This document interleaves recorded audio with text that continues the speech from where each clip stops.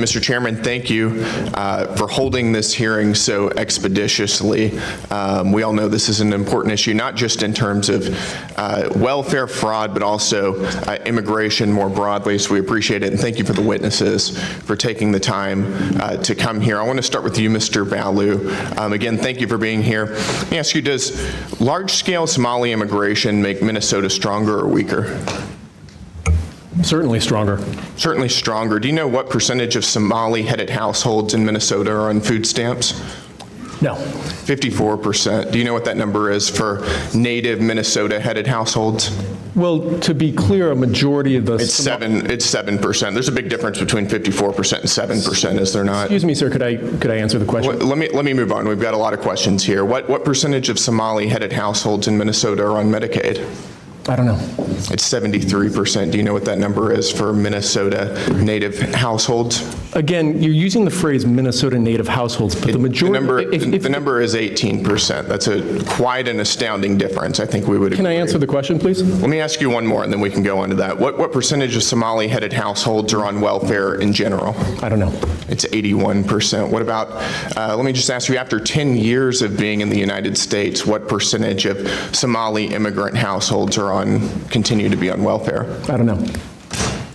The number is 78%. So even after 10 years, 78% of Somali immigrant households continue to be on welfare. Do you know what that number is for native Minnesota-headed households? Again, you're using non-Somali immigrant-headed households. If I can just answer the question, when you're using the phrase native Minnesotans, the majority of Somali Minnesotans are as Minnesotan as any of us. They were born in the United States. It's only 8,000 of the 108,000 Somali. Nevertheless, the welfare usage is astoundingly different. Let me ask you again, does that make Minnesota stronger or weaker? Again, I'd like the opportunity to answer the question here. Go for it. Again, the majority of Somali Minnesotans are born in the United States, as I understand it. Okay, well, what percentage of working-age Somalians who have been in the U.S. for 10 years or more, how many of them speak English very well? I don't know. About half.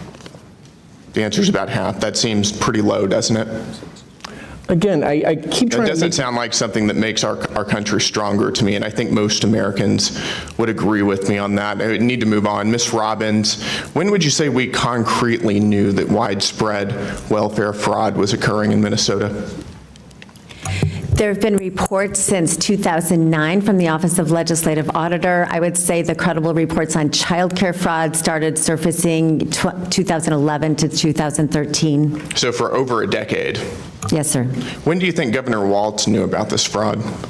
From the very beginning. He was running for governor in 2018 when there were prosecutions going on, when there was an OLA report, active cases in the news all the time. And what was the Walz administration's response? They actually did nothing when they got into office, and Lieutenant Governor Peggy Flanagan had been on the committee in the legislature that had hearings on child care fraud, and when they got into office, they did put $5 million into a little more money, but nothing changed. But nothing. And let me ask you, Mr. Hudson, thank you for being here. Did those who commit this fraud, do they typically vote for Republicans or Democrats, in your opinion? In my opinion, thank you for qualifying like that, I would say they most definitely overwhelmingly vote for Democrats. Do they typically donate to Republicans or Democrats? Not to my knowledge. They don't donate to Republicans, they donate to Democrats, in my opinion, yes. Got it. So would you say this is the Somali population is an important demographic for Democrats to win over politically? Unquestionably. Got it. And do you think it would have hurt Democrats' political standing with the Somali population to investigate this fraud? Very clearly. Got it. So in other words, you're saying that there was a political incentive to cover up widespread Somali fraud. Is that right? 100%. Got it. Let me ask all three of you. Did the Walz administration and Democrats intentionally, in your opinion, overlook this fraud while it was happening for political gain? I'll start with you, Ms. Robbins. Absolutely. We have credible whistleblower reports that the Department of Human Services Administration up to the OIG and the commissioner met with a group called the Minnesota Minority Child Care Association multiple times, and that they were trying to weaken protections. We wanted, we had several changes we wanted to do, and they opposed all of them. And Mr. Hudson and Ms. Rarick, and then my time is up. I would agree. Absolutely. The whistleblowers confirm it. Got it. Thank you.